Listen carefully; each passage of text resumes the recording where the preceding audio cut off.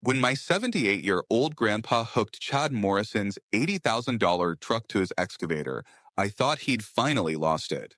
But as those chrome rims sank into Sweet Creek, I realized this wasn't about revenge. It was war. For 6 months, the HOA's security director parked on our ranch, threatened my girlfriend, and tried to steal our family's century-old land. What he didn't know, Grandpa wasn't just a farmer. He was a Vietnam combat engineer, and Chad had just become his final mission. It all began when Chad Morrison, this self-proclaimed HOA security director, decided that our family land was his personal parking lot. 6 months of him parking that matte black Ram 2500 right at our ranch entrance. 6 months of us calling, writing letters, pleading, and 6 months of him laughing in our faces. But when he touched my girlfriend, that was the drop that broke the dam. Let me tell you the story about why you should never mess with a 78-year-old farmer with 40 years of heavy machinery experience. My name is Jake Thompson, and before this mess started, life was simple. I graduated from Texas A&M, M with an agricultural business degree, and moved back to help Grandpa run our 200-acre ranch outside Austin. The Thompson family had owned this land since 1923 through the Depression, 2 world wars, and countless droughts. Grandpa always said, when your roots run deeper than your neighbor's fence posts, you don't budge for anyone. Our ranch sat where the old country road met newer subdivision developments. It used to be all farmland, but in the last 5 years, these fancy HOA communities started popping up like mushrooms after rain. That's where Chad Morrison came into the picture. First time I saw him, he was stepping out of that ridiculous truck, all blacked out windows, oversized tires, and chrome accessories. The guy looked like he was compensating for something. He was maybe 6 feet 2 inches with the kind of build that suggested he used to work out, but had been letting beer do the heavy lifting lately. It was a Tuesday morning in January when he first parked that monstrosity across our main gate. I was heading out to check cattle when I saw it. This massive black truck blocking the entrance like some modern Berlin Wall. At first, I figured it was a mistake. Maybe he was lost. GPS glitched. I walked over and tapped the driver's window. When it rolled down, I got my first good look at Chad Morrison. His face had that permanent scowl some folks get from spending too much time angry at the world. "Excuse me, sir, but you're blocking our entrance," I said, keeping it polite. Chad looked me up and down like I was something he'd scraped off his boot. "Your entrance?" According to the HOA property survey, this is a community access road, public right-of-way. I felt my jaw tighten. This was our land, had been for 100 years. "I think there's been some mistake. This is private property, the Thompson Ranch. We've got deeds going back to 1923. Chad's laugh was like fingernails on a chalkboard. "Listen here, farm boy. Times change. This whole area is under HOA jurisdiction now. You got a problem with that? Take it up with the board." That's when Chad's demeanor shifted from dismissive to hostile. He stepped out, using his height to intimidate me. "You don't want trouble? Then maybe you shouldn't be touching my vehicle." He pulled out his phone and started recording. "I'm documenting this interaction for the HOA board. Harassment by property owner. Attempted damage to HOA security vehicle." I stepped back, hands raised. "Man, I'm just trying to get to my cattle. Can we work something out?" Chad leaned against his truck, arms crossed. "Here's what we're going to work out, Junior. I park where I need to park to do my job. Your little farm here, it's disrupting the aesthetic of our community. The HOA board is reviewing zoning for this whole area. Might be time to consider selling, moving somewhere more rural." The way he said rural made it sound like a dirty word. I stood there trying to process this.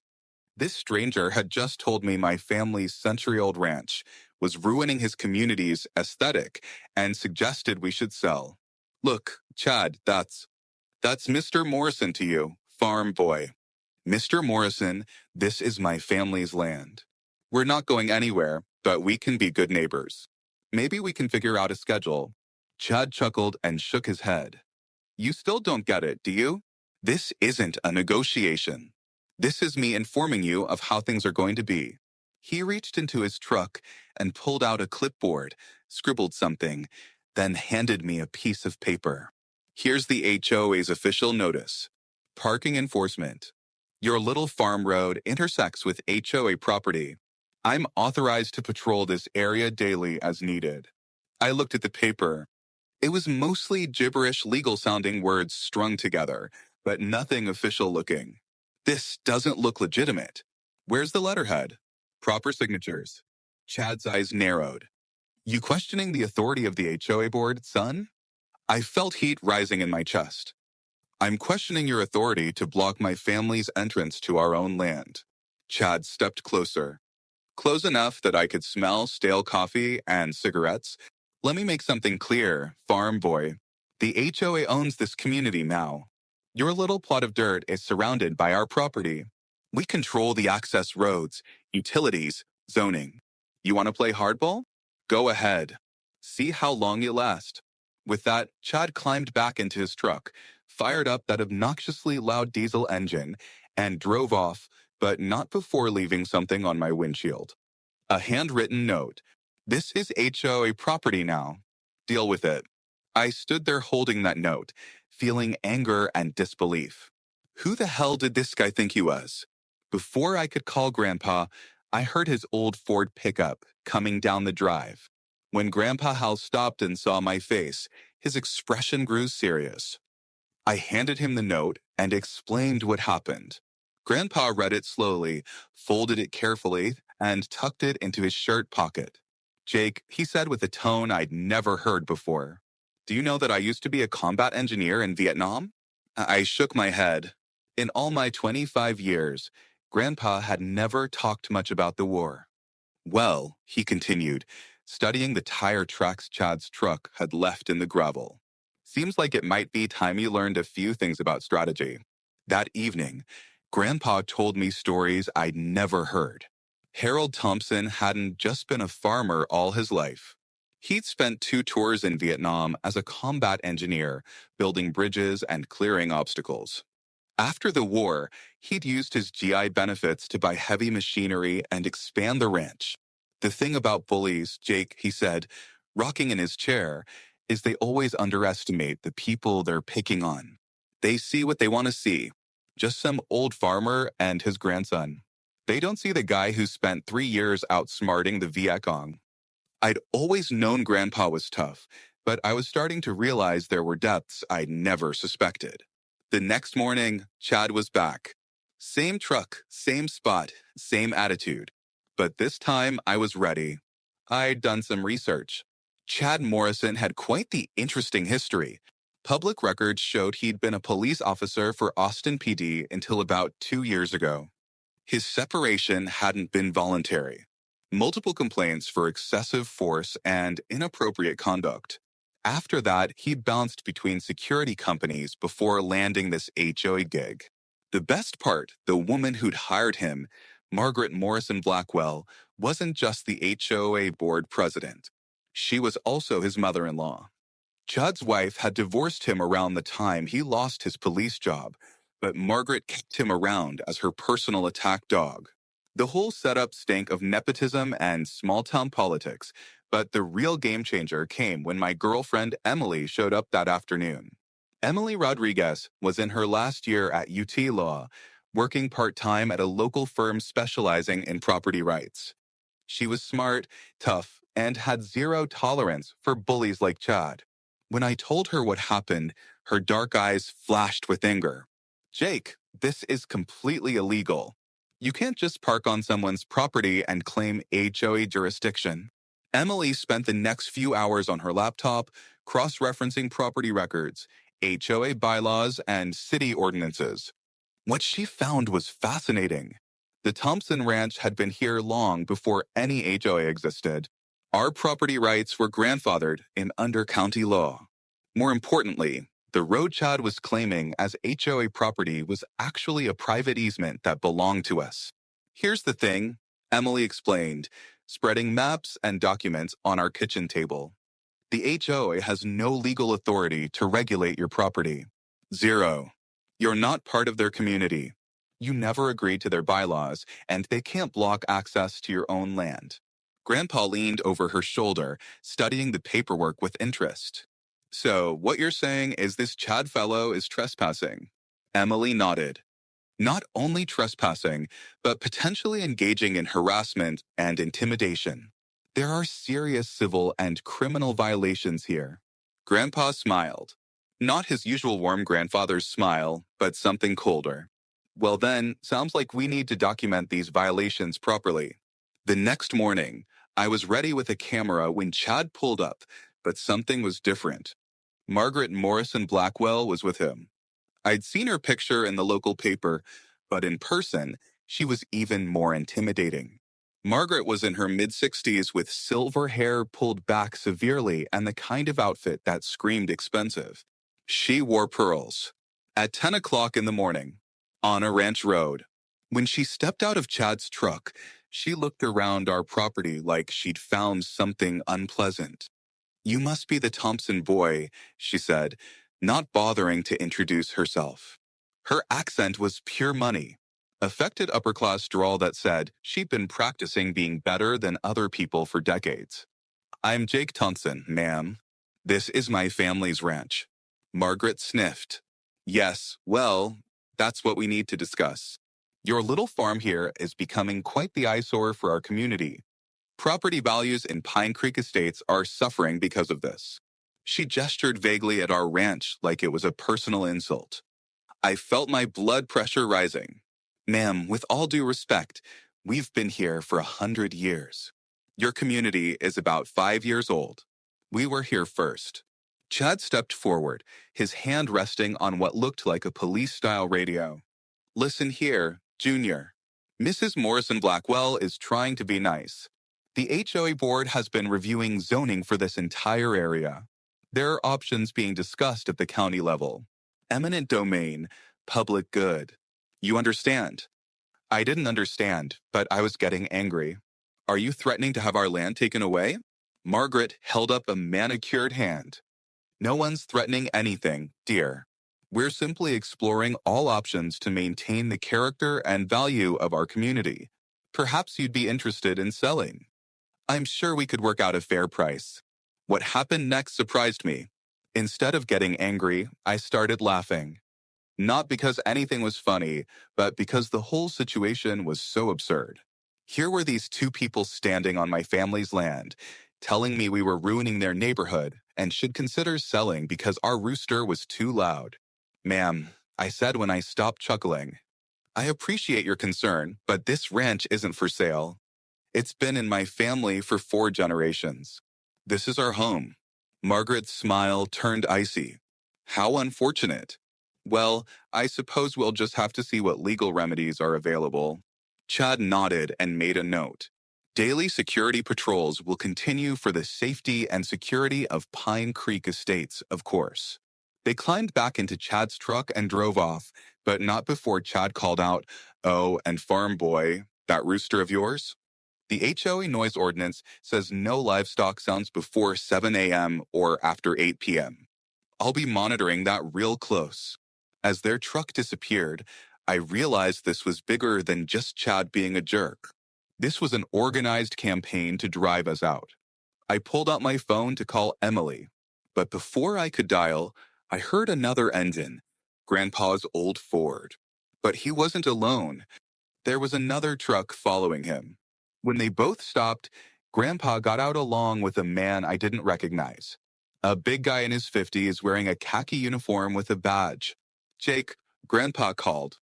"I want you to meet Sheriff Johnson. Bob's an old friend from the service. We served together in the Mekong Delta." Sheriff Johnson extended his hand. "Pleasure to meet you, son. Your grandfather's told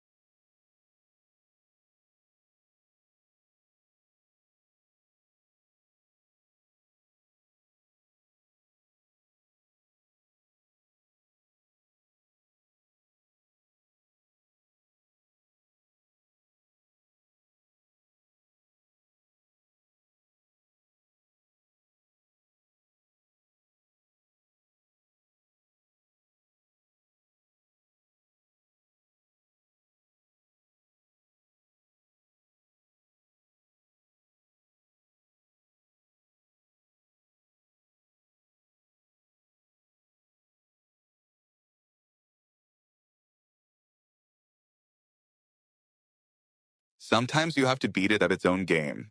The next few days passed quietly. Chad didn't park at our gate. No more surprise barbecues. I hoped maybe the police report had satisfied whatever point he was trying to make. But Emily was nervous. Jake, this feels like the calm before the storm. Guys like Chad don't just back down. She was right. It started small. Just feelings of being watched while working in the fields. Trucks that seemed to follow me into town. Phone calls that hung up when I answered. Then it got direct. Emily started getting text messages. The first text came at 2:17 a.m., a photo of Emily's car parked at our ranch. No message, just a timestamp showing Chad had been watching us in the dark. But they escalated quickly. You could do better than that, farm boy. A smart girl like you shouldn't waste time on a loser. When Emily showed me the messages, my blood ran cold. The number was blocked, but we both knew who was sending them. Emily, you need to report this. She laughed bitterly. And tell them what? That the guy they just backed up with a false police report is stalking me? Jake, they're not going to help. The harassment continued for 2 weeks. Emily changed her number, but somehow Chad got the new one. Your boyfriend doesn't deserve you. I could protect you better than he can. You're making a mistake staying with him. Finally, Emily confronted Chad directly. Against my advice, she drove to the HOA office to file a formal complaint. What happened next makes my blood boil. Emily found Chad behind the reception desk. When she demanded to speak to Margaret Morrison Blackwell, Chad smiled. She's not in, but I'm happy to help. What can the HOA do for you today, Emily? The way he said her name, familiar, possessive, made her skin crawl. I want you to stop sending me text messages. Stop following me.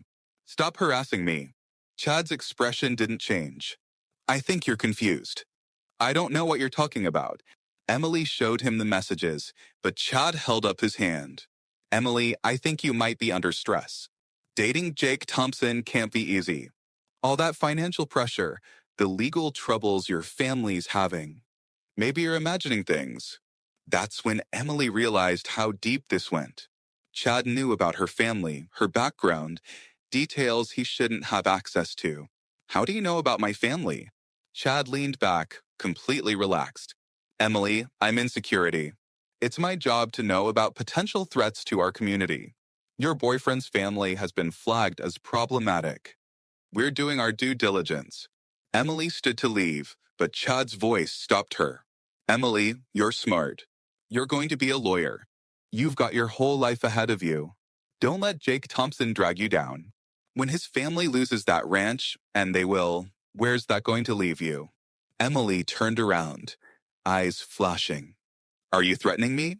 Chad spread his hands innocently. Not at all. I'm offering you an opportunity, a fresh start.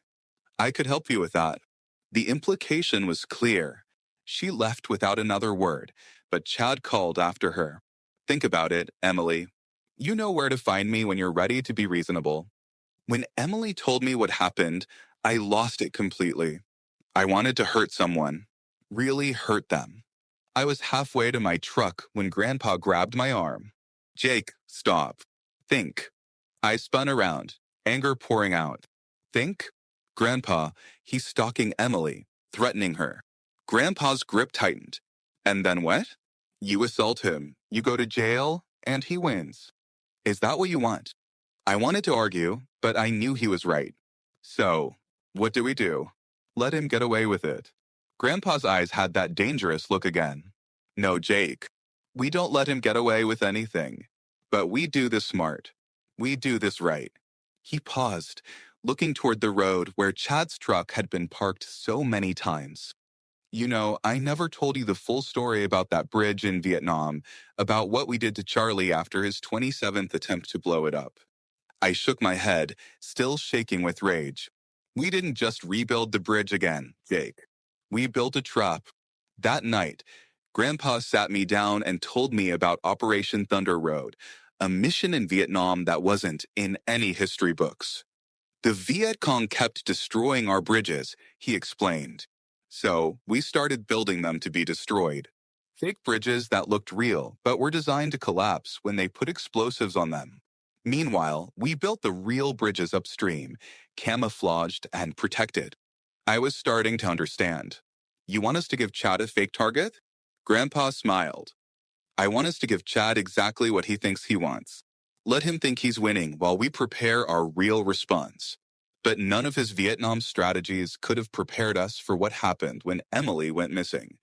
Over the next week, Grandpa put his plan into motion. It started with what looked like capitulation. Instead of confronting Chad when he returned to parking at our gate, we did nothing. We acted defeated, demoralized. I played my part, walking around with slumped shoulders, looking like a man who'd given up. Emily stayed away from the ranch. And when she did come over, she parked at the back of the property and snuck in through the fields. Meanwhile, Grandpa was making phone calls, lots of phone calls, to old army buddies, to local contractors, to the county planning office. When I asked what he was up to, he just winked. Reconnaissance, Jake. Know your enemy, know his weaknesses, know the terrain. Chad, thinking he'd broken us, got bolder. He started parking his truck overnight, leaving it at our gate from evening until morning. He began bringing friends again, not for parties this time, but for what looked like surveillance. They'd sit in their trucks with binoculars, watching our house, taking notes. Emily's harassment escalated, too. The text messages became more explicit, more threatening. I know where you live. I know your schedule. I know you're scared. When she finally went to the police again, they told her the same thing. No proof, no case. Sheriff Johnson tried to help, but his hands were tied. Jake, I can't make an arrest based on anonymous text messages and circumstantial evidence. Chad's being too careful. But Chad wasn't as careful as he thought. What he didn't know was that Emily had been working with a cybersecurity expert from her law firm. They'd been tracing the text messages, tracking IP addresses, building a digital paper trail that led straight back to Chad. Jake, we've got him, Emily told me excitedly one evening. The messages are being sent through a VPN, but there are metadata fingerprints that tie them to devices connected to the HOA office Wi-Fi. More importantly, we've got geolocation data that puts the sender at locations where Chad was confirmed to be. I felt hope for the first time in weeks. Can we use this to prosecute him? Emily's smile faded. That's the problem. The evidence is technically admissible, but getting it requires a warrant. And getting a warrant requires probable cause. And the police won't pursue probable cause because they don't think we have a case. It's a catch. 22. That's when things took a dangerous turn. Chad, frustrated by our apparent submission, decided to escalate. He started coming onto our property when he thought we weren't home. We found footprints around our house, evidence that someone had been peering through windows. Our mailbox was vandalized. Emily's car tires were slashed while she was visiting. But the worst incident happened on a Tuesday night in May. I was in town at a late meeting with our feed supplier when Chad made his move. Emily was alone at the ranch studying for her bar exam in our kitchen. She heard a truck pull up around 9 p.m. and assumed it was me coming home. When she looked out the window and saw Chad's black Ram in our driveway, she panicked. Chad didn't just sit in his truck this time. He got out and walked right up to our front door, started knocking, then pounding. Emily, I know you're in there. We need to talk. Emily called me first, then 911. But I was 20 minutes away, and the police response time to our area was even longer. Chad kept pounding on the door, shouting threats and demands. You can't avoid me forever, Emily. I'm trying to help you here. Your boyfriend's family is going down, and you can either go down with them or come with me. Emily barricaded herself in our bedroom with Grandpa's old hunting rifle and waited. For 45 minutes, Chad circled our house, looking through windows, trying doors, shouting threats and promises. I can protect you, Emily. I can give you everything that loser Jake can't. Don't make me do this the hard way. When I finally arrived, Chad was gone. But he'd left his mark. Our flower garden was destroyed, trampled flat. The windshield of Emily's car was shattered, and on our front door, scratched into the paint with a knife or key, was a message. Last chance. Emily was in shock, clutching that rifle like her life depended on it. When I tried to hold her, she flinched away. Jake, he's crazy. Really crazy. He's not going to stop. I felt something break inside me. The woman I loved was terrorized, traumatized because of some psychopath with a badge complex and a vendetta against my family. The police arrived 2 hours later. Same desk sergeant who dismissed Emily's complaints before. He took a report, photographed the damage, but when Emily tried to explain about the stalking and harassment, he cut her off. Ma'am, did you actually see Mr. Morrison commit these acts of vandalism? Emily stared at him in disbelief. Are you serious? Who else would it be? The sergeant shrugged. Could have been anyone. Kids, maybe someone with a grudge. Unless you have direct evidence linking Mr. Morrison to these crimes, there's not much we can do. I wanted to strangle that cop with my bare hands. What about the threats? The pattern of harassment? The sergeant's expression didn't change. What threats? According to our records, Mr. Morrison has been nothing but professional in his dealings with your family. If anything, you folks have been the aggressors. That's when I realized how deep Chad's connections really went. He wasn't just protected by a few cop buddies. He had the entire system rigged in his favor. After the police left, Emily broke down completely. Jake, I can't do this anymore. I'm scared to come here. I'm scared to go home. I'm scared to walk to my car alone. I held her while she cried, feeling helplessness and rage boil inside me. But when I looked up, I saw Grandpa standing in the doorway. He wasn't looking at us. He was looking out into the darkness where Chad's truck had been parked. His face was calm, but his eyes were the coldest thing I'd ever seen. Emily, honey, he said quietly, why don't you pack a bag and stay at your sister's place for a few days? Jake and I need to have a conversation. Emily looked up at him, tears still streaming down her face.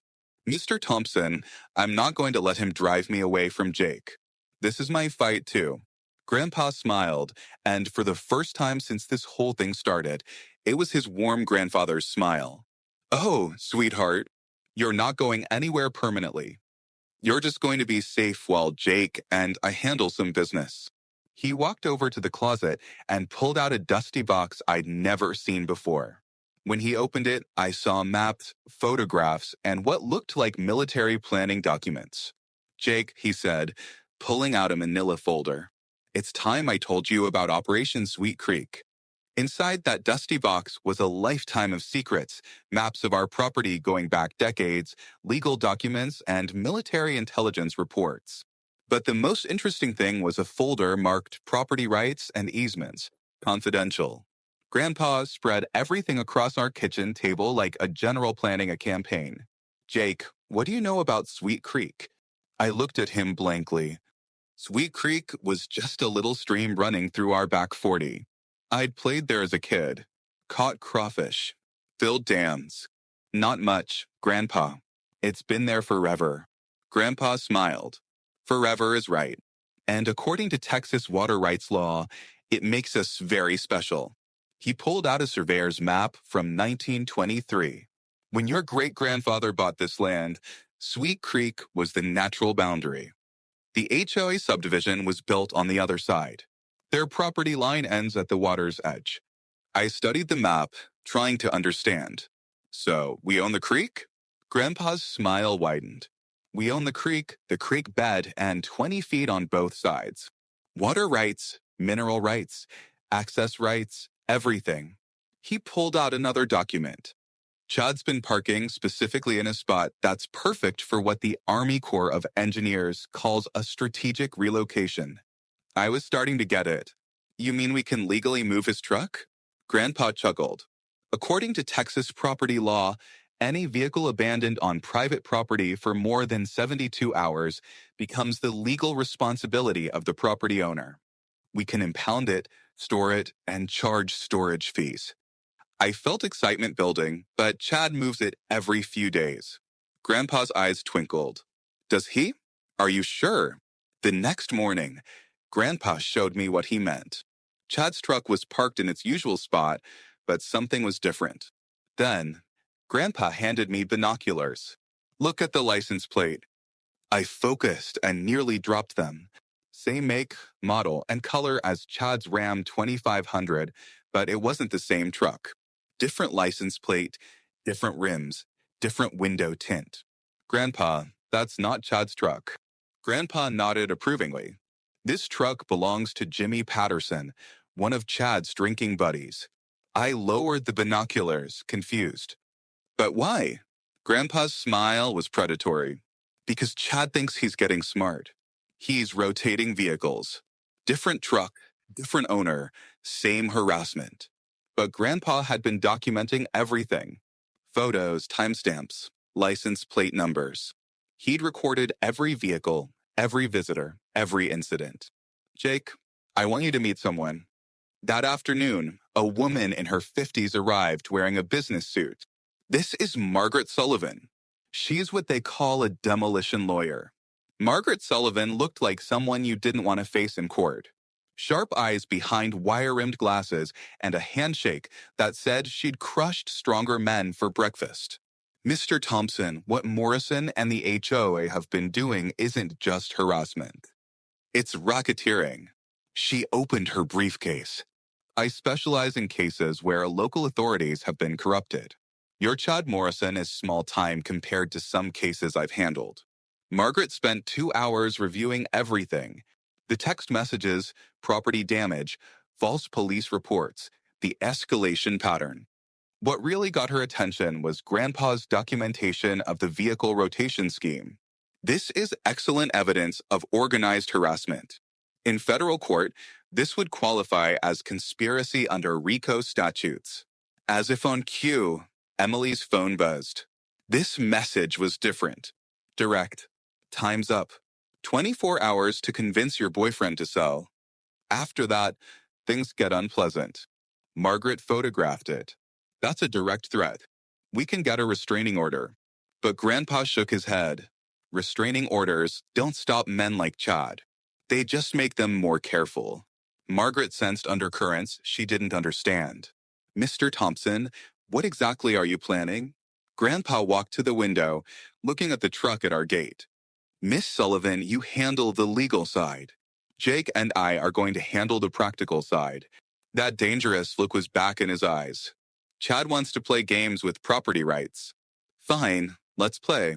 Sheriff's deputies later told me they'd never seen a 78-year-old move that fast, but they hadn't seen what Chad left in our barn. I wanted to stay with Grandpa, but he wasn't taking no for an answer. Emily's the priority, Jake. Chad's unstable, and if this goes wrong, she's the one who's really in danger. Emily was pacing the kitchen, nervous energy radiating from her. Jake, what's happening out there? I heard trucks. I explained what we'd seen, and Emily's face went pale. We need to call 911. I shook my head. Emily, they're not coming. Not in time. Before I could say more, Chad's voice boomed through a bullhorn. Jake Thompson, get out here. We need to talk. Emily grabbed my arm. Don't go. It's what he wants. Outside, Chad kept shouting threats. I counted 6 vehicles, engines rumbling like hungry predators. That's when we heard the excavator starting up. Through the window, we saw its lights moving like the eyes of some metal beast. Chad's voice cracked with uncertainty. What the hell is that old man? You better not be doing something stupid. Emily and I moved to the front window. What we saw made my jaw drop. Grandpa sat in the excavator's cab, wearing his old army helmet, maneuvering the massive machine toward Chad's actual Ram 2500 parked at our gate. Chad and his buddies stood around their trucks, clearly not expecting this response. Is that old fool crazy? Chad shouted. He can't do that. But Grandpa stopped 10 feet from the truck and shut off the engine. The silence was deafening. Then his voice rang out across the darkness. Chad Morrison, you're trespassing on private property. 5 minutes to remove your vehicles and leave. Chad's response was immediate. Old man, this is HOA property. That's when Grandpa pulled out a bundle of official documents. According to this county survey, you are parked on Thompson family property. This vehicle has been abandoned here for more than 72 hours under Texas property code. I'm claiming salvage rights. Chad was furious. That's bullshit. That truck hasn't been here 3 days. Grandpa smiled. Jimmy Patterson's truck hasn't. Your truck has been here since Monday morning. 78 hours and counting. He gestured to our security cameras. Full video documentation available. Chad looked around wildly, realizing he'd been outmaneuvered. Instead of backing down, he pulled out his fake badge. I'm placing you under citizen's arrest. He'd made it halfway to the excavator when headlights flooded the area. Sheriff's department vehicles approached fast. For patrol cars and Sheriff Johnson's truck, all with emergency lights flashing. Everyone freeze, hands where we can see them. Chad stopped dead as officers poured out with weapons drawn. Sheriff Johnson stepped forward with his own bullhorn. Chad Morrison, my son, drop the fake badge and step away. Sheriff Johnson, this maniac is trying to steal my truck. The sheriff laughed harshly. Your truck, Chad? That truck is registered to Margaret Morrison Blackwell. She reported it stolen 3 hours ago. I felt Emily's hand grip mine as the pieces fell into place. Chad looked desperate, surrounded, and screwed. That's impossible. Margaret gave me permission. Sheriff Johnson nodded to his deputies. She just signed a sworn statement saying she's never given you permission to take any of her vehicles. She's pressing charges for theft, harassment, and fraud. Chad's eyes darted around like a trapped animal. This is a setup. Sheriff Johnson sighed. Chad, you're under arrest for vehicle theft, harassment, stalking, trespassing, impersonating a police officer, and about a dozen other charges. That's when Chad lost it completely. He lunged toward his truck, probably thinking he could escape, but he'd forgotten about the excavator and Grandpa. What happened next was poetry in motion. As Chad ran, Grandpa fired up the excavator. The massive machine swung into action, its bucket sweeping in a perfect arc. It didn't hit Chad. Grandpa was too precise. Instead, it scooped up the entire front end of the ram like picking up a toy. The truck's rear wheels left the ground as the excavator lifted it 8 feet into the air. Chad stopped and stared at his truck dangling above Sweet Creek. What the hell are you doing? Grandpa's voice was calm now. Just helping you understand property rights, son. This truck was abandoned on my property, making it my responsibility to dispose of it properly.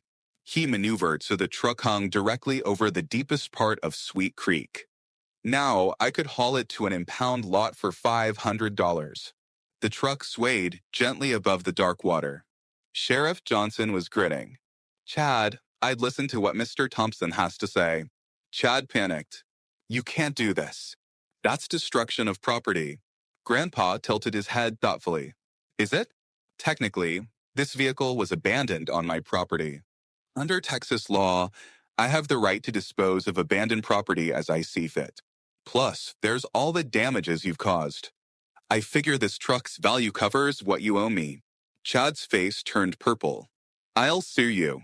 I'll have your ranch. Sheriff Johnson interrupted. Chad, you're about to be charged with enough felonies to put you away for 10 years. You're not suing anyone. Grandpa glanced at the sheriff. Bob, any legal requirement to preserve stolen property as evidence? Sheriff Johnson pretended to consider. Well, hell, we've got plenty of evidence. Photos, video, witness statements. One more photo for the case file would be sufficient. Emily and I watched as Grandpa slowly opened the excavator's bucket. Chad's truck tilted forward, teetered, then crashed into Sweet Creek with a tremendous splash that echoed off the hills. Chad let out a wail like someone had killed his dog. My truck? You destroyed my truck. Grandpa climbed down with dignity. Your truck? I thought you said it was Margaret's. Chad charged toward Grandpa, but deputies grabbed him before he took 3 steps. As they handcuffed him, Chad screamed threats and curses, but his words were drowned out by applause.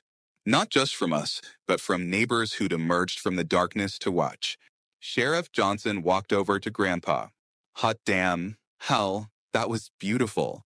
Completely legal, fully justified, and absolutely perfect. 6 months later, Chad Morrison was sentenced to 8 years in prison.